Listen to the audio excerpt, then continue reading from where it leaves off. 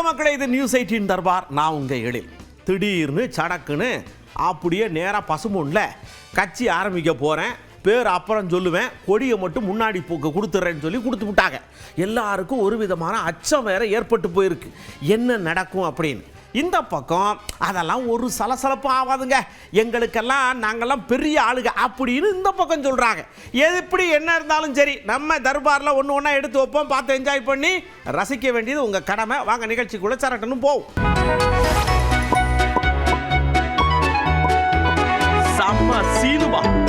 செம்ம சீனுமாக்குள்ள போகிறோம். அப்படியே 9 வருஷம் தவம் இருந்தேன்.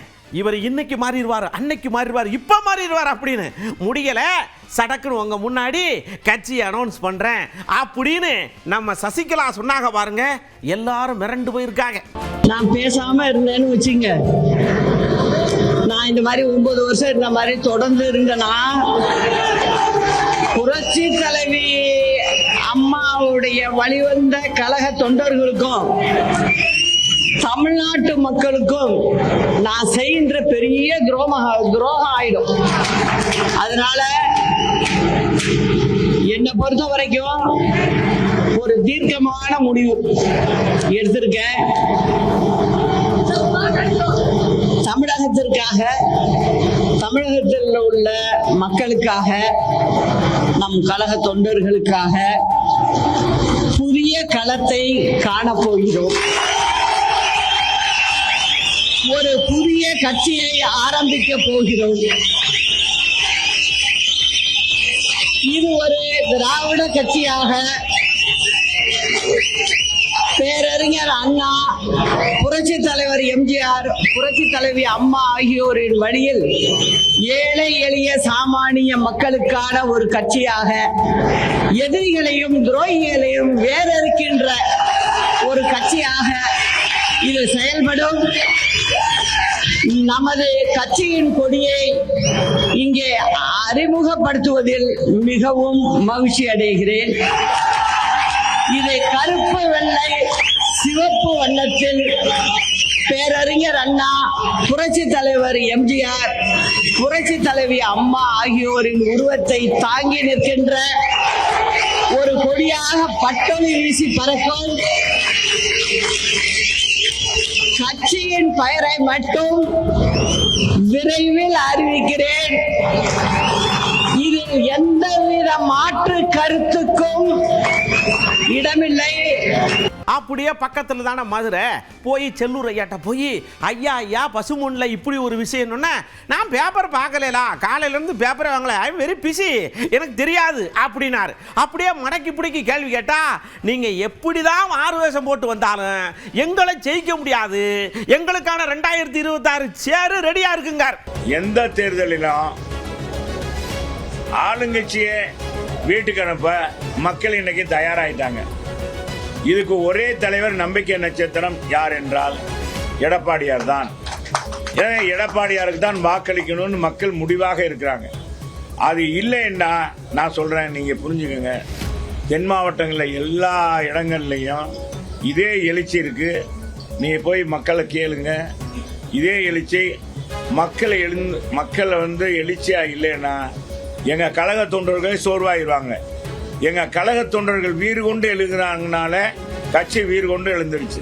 எங்க புரட்சி தலைவி அம்மா அவர்களே 2011 சொல்லியிருக்காங்க, இங்கே கருணாநிதியா என்னையா தான் பார்ப்பாங்க, அம்மாவான்னு தான் பார்ப்பாங்க, வேற யாரையும் பார்க்க மாட்டாங்க. எத்தனை முகம் வந்தாலும் சரி, அத்தனை முகமும் அடிபட்டு போகுங்க. நான் சொல்றேன், அதெல்லாம் ஒண்ணும் இல்ல. எங்க அண்ணன் அதை காட்டிலும் பன்மடங்கு உழைக்கிறார். இன்னைக்கு உழைப்பு களத்துல நின்று இன்னைக்கு பொதுச் செயலாளர் மாதிரி யாரும் போய் ஏறத்தாழ 200 தொகுதிக்கு மேல் அவர் மக்களை சந்திச்சுட்டார். போற இடங்கள்லாம் கடல் அளவு போல மக்கள் கூட்டம். இதுக்கு மேல என்ன சான்று?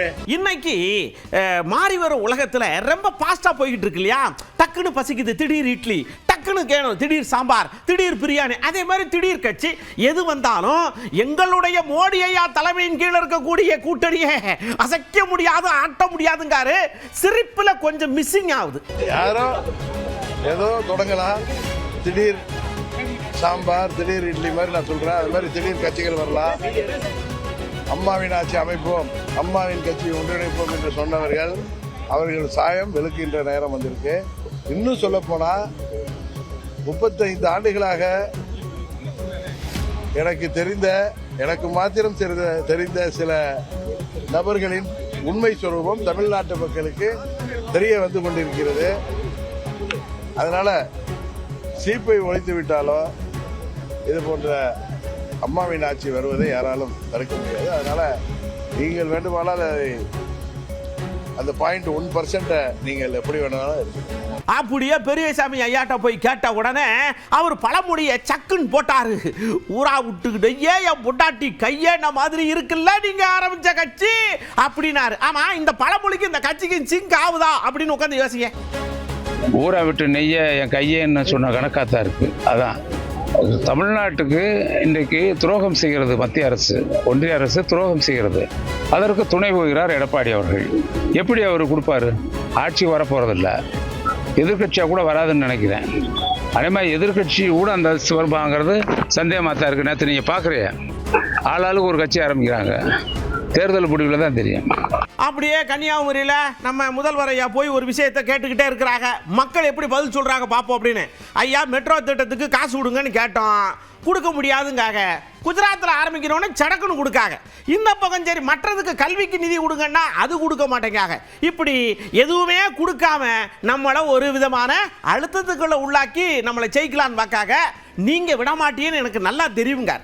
சில தேர்தல் நேரத்தில் மட்டும் உங்களை வந்து வட்டம் அடிப்பாங்க. தேர்தல் நேரத்தில் மட்டும் வருவாங்க. தேர்தல் சீசன்கிற காரணத்தினால மாண்புமிகு பிரதமர் மோடி அவர்களும் இனி அடிக்கடி தமிழ்நாட்டு பக்கம் வரப்போறார். ஏற்கனவே வர ஆரம்பிச்சுட்டாரு, இன்னும் வரப்போற. அதை நினைச்சு அவருடைய கூட்டணியிலே பயப்படுறாங்க. ஏன் தெரியுமா? எவ்வளவு அதிகமா பிரதமர் அவர்கள் இங்கே வராரோ அந்த அளவுக்கு பெரிய வித்தியாசத்துல என்டிஏ கூட்டணி தோல்வி அடையும். ஏன்னா தமிழ்நாட்டுக்கு ஒண்ணுமே செய்யல என்பது மக்களுக்கு ஞாபகம் வரும். நேற்று கூட அமைச்சரவை கூட்டத்தில் குஜராத் மாநில மெட்ரோ திட்டத்துக்கு ஒப்புதல் வழங்கியிருக்காங்க. ஆனால் தமிழ்நாட்டுக்கு எதுவும் இல்லை. தேர்தல் வருதுன்னு பட்ஜெட்லையும் ஒன்றும் இல்லை. தமிழ்நாட்டுக்கு போக போறமேன்னு அமைச்சரவை கூட்டத்திலே நம்ம கோரிக்கை ஒன்றுக்கு கூட ஒப்புதல் தரல.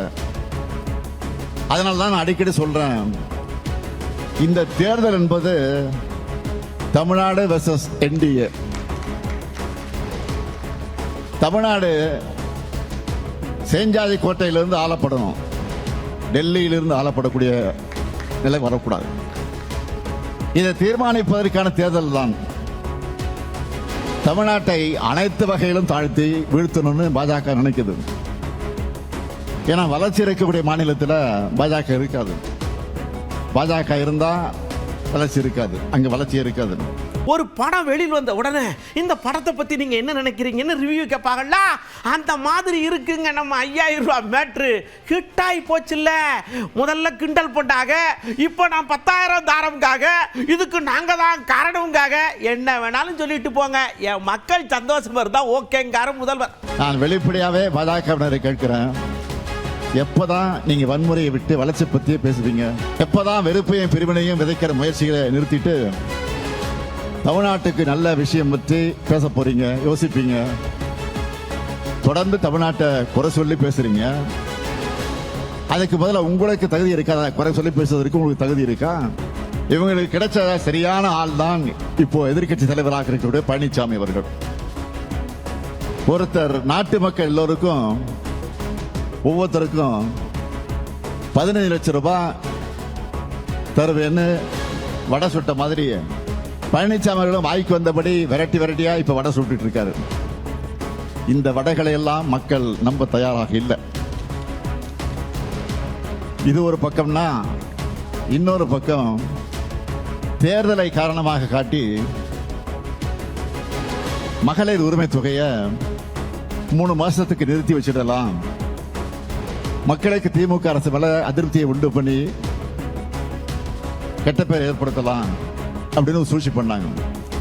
இதை அட்வான்ஸா நாங்க தெரிஞ்சுக்கிட்டு என்னுடைய சகோதரிகளுக்கு தாய்மார்களுக்கும் 5000 ரூபாய் அட்வான்ஸ் பணமாக போட்டேன். நாம பண்ண இந்த சர்ஜிக்கல் ஸ்ட்ரைக்ல மக்கள் ஹாப்பி. பாவம் எதிர்கட்சிகள் தான் நிலைகுலிஞ்சு போயிருக்கிறாங்க. முதல்ல இதை கிண்டலடிச்சாங்க, கொச்சைப்படுத்தினாங்க. ஆனால் ஒரு கட்டத்துக்கு மேலே அவங்களாலேயே நம்ம அதிரடி முடிவுக்கு மக்கள் கிட்ட கிடைச்ச வரவேற்பை மறைக்க முடியல. அதனால இப்போ அதுக்கு நாங்கள் தான் காரணம்னு சொல்கிறாங்க. இப்போ எங்களால் தான் நடந்துச்சு, உரிமை கொண்டாட வந்திருக்கிறாங்க. இப்போ நீங்கள் என்ன வேணாலும் சொல்லி புலம்புங்க, எங்கள் திட்டங்கள் ஹிட் ஆயிடுச்சு. இப்போ 5000 ரூபாய் மகளிர் உரிமை தொகை சிறப்பு தொகுப்பு மக்கள்கிட்ட சூப்பர் ஹிட்டு. பாஜக டப்பா இன்ஜினை நம்பி அதிமுக இருக்கு. அதிமுக என்ற மூழ்கிற கப்பலை நம்பி பாஜக இருக்கு. பூஜ்ஜியமும் சேர்ந்தா பூஜ்ஜியம் தான், ராஜ்யம் கிடைக்காது. சிவி சண்முகம் ஐயா தெரியல, அவர் என்ன நினைச்சாரு, நம்ம பையன் சும்மாவே இருக்கான், மற்றவங்களாம் வாரிசை கொண்டு வந்து உள்ள விட்டாங்க, இது வேலைக்காவது, தம்பி இங்க வா, அம்மாவுக்கு பிறந்த நாள் வந்துச்சுல, போய் ஒரு 10-15 பேருக்கு பிரியாணியை போட்டு விடுன்னு அனுப்புனா, அந்த தம்பி 2 பேருக்கு போட்டுட்டு கைவலிக்குன்னு ஒடையாண்டாப்பலையா.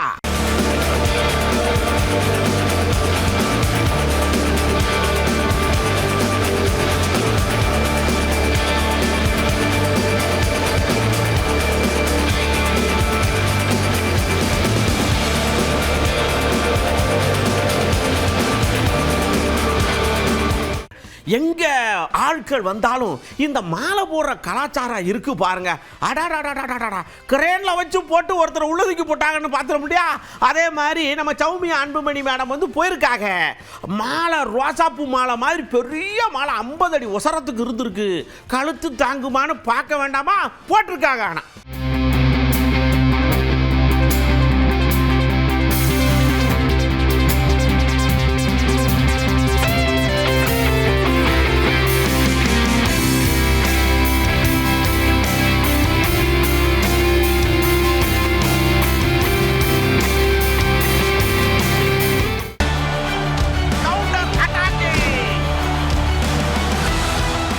ஐயா கவுண்டருக்குள்ள போறோம், திரும்ப அங்க நிக்காக. ஐயா பழகிறதுக்கு எளிமையான மனுஷன் தான், ரொம்ப சண்டை கண்டெல்லாம் போட மாட்டாரு, அப்படியே ஹார்ஸாவும் பேச மாட்டாரு. திமுகவுக்கு வாரம்னு சொல்லுதாக, வந்தாருன்னா 2 கரன் கூப்பிட்டு வரவேற்போம்ல, நல்ல மனுஷனை வரவேற்கிறதானுங்க நாகரிகத்துக்கு அடையாளம் அப்படின்னு ஓபிஎஸ் ஐயாவை பத்தி அந்த பக்கம் போட்டாரு. வெடிக்குது டப்புன்னு வெடிக்குது. பொறுமைசாலி, நிதானமானவர், சகிப்புத்தன்மை உள்ளவர், சூழலுக்கு ஏற்ப முடிவுகளை எடுக்கிற பக்குவம் அவரிடத்திலே உண்டு. விட்டு கொடுத்து போகிற பக்குவமும் அவரிடத்திலே உண்டு. அவர் அதிமுகவை வலிமைப்படுத்த வேண்டும் என்று மீண்டும் அதிமுகவிலே தன்னை இணைத்துக் கொள்ள, அந்த கூட்டணியிலே இணைத்துக் கொள்ள விருப்பம் தெரிவித்தார். ஆனால் மேனாள் முதல்வர் அண்ணன் எடப்பாடி பழனிசாமி அவர்கள் அவருக்கு இடம் தரவில்லை என்பது ஏனென்று நமக்கு விளங்கவில்லை.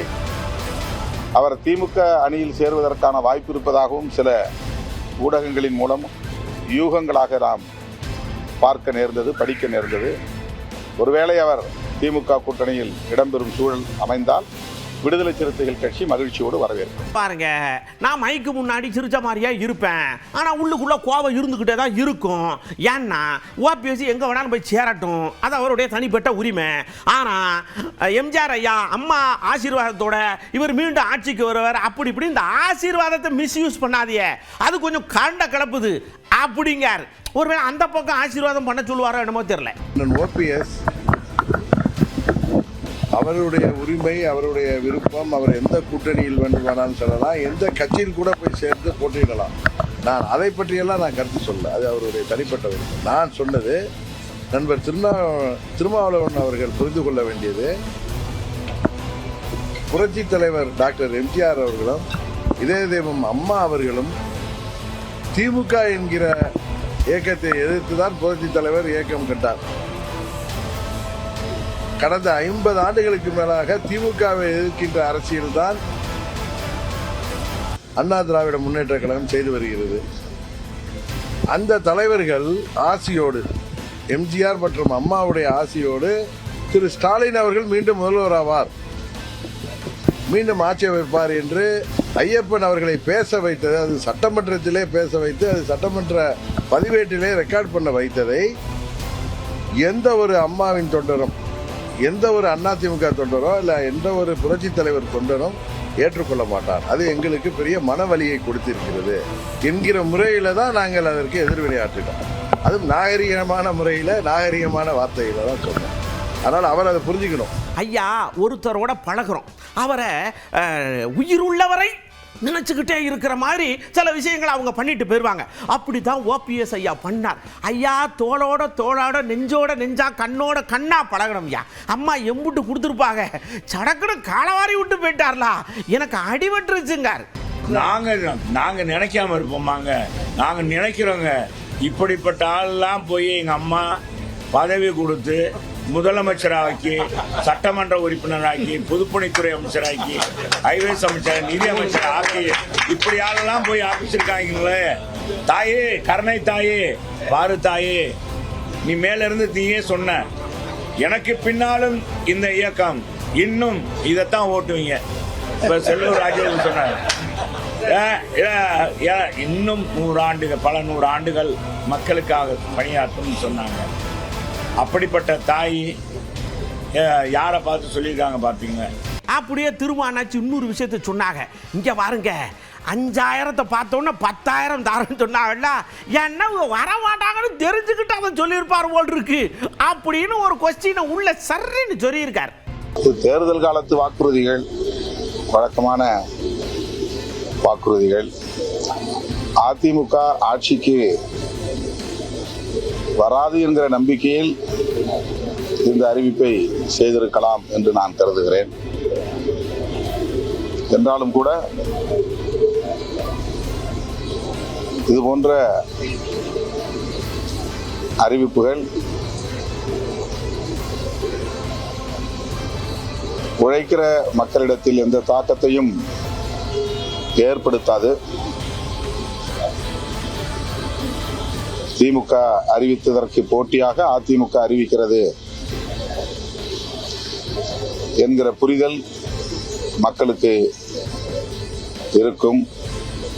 எனவே இது தேர்தலில் எந்த தாக்கத்தையும் ஏற்படுத்தாது என்று நம்புகிறேன். தங்கமணிட்ட போய் இந்த விஷயத்தை சொன்ன உடனே அவர் சொல்றாரு, ஆஹா எங்களுக்கு பயம் 10,000, அப்போ உங்களுக்கு என்ன பயம், 5,000 ஏன் கொடுத்தீங்க, பாதி பயமா அப்படின்னு கேட்காரு. பயத்துக்கு பயம் சரியா போச்சு அப்படிங்கிற மாதிரி இருக்கு இந்த பதில். கோடை காலம் வருடம் வந்து கொண்டிருக்கின்றது. இன்னும் 1 மாத காலத்தில் தேர்தல் வர இருக்கின்ற காரணத்தினால் இந்த ஆண்டு கோடை காலத்துக்கு என்று 2,000 ரூபாய் போட்டிருக்கின்றார்கள். இது மக்களை ஏமாற்றுகின்ற திட்டம். கொடுத்தால் 5 ஆண்டு காலம் முழுமையாக கொடுத்திருக்க வேண்டும். அதே போல மாதம் 1,000 ரூபாய் கொடுப்பதை 3 மாதத்துக்கு சேர்த்து ஒட்டுக்காக கொடுத்திருக்கின்றார்கள். நடைமுறையில் இருக்கின்ற திட்டம் தேர்தல் வந்தாலும் நிறுத்த மாட்டார்கள். இதில் ஒன்றாக 5,000 ரூபாய் போட்டால்தான் மக்கள் நினைத்து பார்ப்பார்கள் என்று போட்டிருக்கின்றார்கள். அதையெல்லாம் மக்கள் மறந்து மீண்டும் பொன்மன செம்மல் புரட்சித் தலைவர் எம்ஜிஆர் ஆட்சி, அம்மாவின் ஆட்சி, அண்ணன் எடப்பாடி தலைமையில் அமைவது உறுதி என்பதை உணர்த்தி, அப்படியே நம்ம காந்தி ஐயா இருக்காங்கல்ல, அவங்கிட்ட போய் கேட்டோன்னு அவர் சொன்னார், எடப்பாடி ஐயாவுக்கு இப்போ சமீப காலமாக அரசியல் சூழலை புரியலை. அந்த பக்கம் சசிகலாமா கட்சி ஆரம்பிக்காங்க, இந்த பக்கம் பாசக ஓனர் நெருக்குதாக, இந்த பக்கம் நம்ம திமுக அப்படியே வேற மாதிரி போகுது, என்ன பேசுதுன்னு தெரியல, மனுஷன் குழம்பி போய் கிடக்காரு. ஆனால் எங்கள் முதல்வர் ஐயா அப்படி கிடையாது, நேர்கொண்ட பார்வை, எடுத்த முடிவில் அப்படியே உறுதி, சரன்னு போய்கிட்டே இருக்காருலாங்க. இல்லை முதல்ல நாங்கள் அனௌன்ஸ் பண்ணும்போது எப்படி சாத்தியன்னு சொன்னார் இல்லை, சொன்னாரா? அவர் பைத்தியம் பூச்சி போய்க்குது. இப்போ சொன்னார் இல்லை, எப்படி சாத்தியம்? எங்கள் தலைவர் அவ்வளோ சூழ்நிலையில் விட ஆட்சி பொறுப்பேற்ற பிறகு இன்றைக்கி மகளிர் உரிமை தொகை எப்படி கொடுத்துன்னு வர்றாரு, அதுக்கு இப்போ கொடுத்தாரு. இப்போ என்ன சொல்கிறாரு அவர், நாங்கள் ஆட்சிக்கு வந்தால் 2,000 மட்டும் இல்லை 10,000 ரூபாய் அவர்கள் எங்கேருந்து கொடுப்பாரு, அதை கேட்குறாங்க. எப்படி கொடுப்பாரு? டேக்ஸ் ஏற்றிட்டாங்க, இப்போ இவர் என்ன ஏற்ற போகிறாரு? அந்த மாதிரி அவங்களுக்கு இதெல்லாம் ஒரு கேள்வியே இல்லை. எங்கள் தலைவர் சூப்பராக பண்ணுறாரு. அப்படியே நம்ம ராம சீனிவாசன் அண்ணாச்சி ஒருத்தர் இருக்காள்ல, எப்பெல்லாம் அமைதியாக இருக்குமோ அப்பெல்லாம் சூடத்தை கொளுத்திடுவாங்கல்ல, அந்த மாதிரி தான் சொல்கிறாரு. மோடி வாராரு, பெரிய சூடம் கொண்டு வாராரு, திருப்பரங்குன்றத்தில் வச்சு கொளுத்துறோம். அப்படியே ஏடிஎம் கிட்ட போய் இந்த தொகுதியை கொடுத்துருங்கன்னு புடுங்குறோம், வாங்குறோமில்ல கேட்குறோமில்ல, புடுங்குறோம்கார். எங்களுக்கு பிரதமர் அலுவலகத்திலிருந்து திருப்பரங்குன்றம் வருவார், முருகனை தரிசனம் செய்வார் தான் எங்களுக்கு குறிப்பு வந்திருக்கு கட்சிக்கு. அதனால அதற்காக வருகிறார்.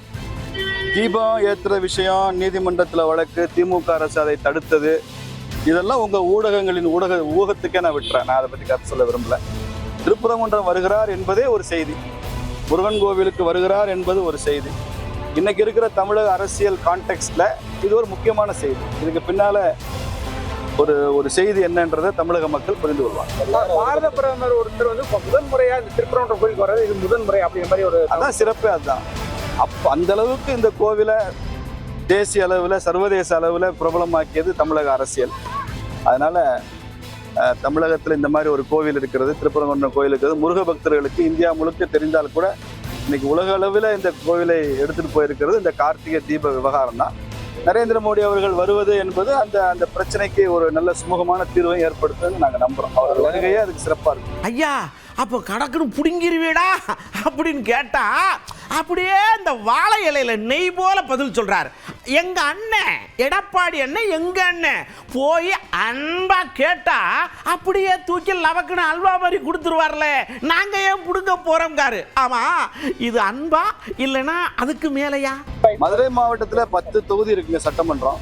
இந்த 10லையுமே என்டிஏ கூட்டணி வெற்றி பெறும். முருகன் அருளால தென் மாவட்டங்கள் முழுக்க என்டிஏ கூட்டணி வெற்றி பெறும். 54 தொகுதிகள் இருக்குன்னு நினைக்கிறேன் தென் மாவட்டங்கள் முழுக்க. எல்லாவற்றிலுமே தேசிய ஜனநாயக கூட்டணி வெற்றி பெறும்.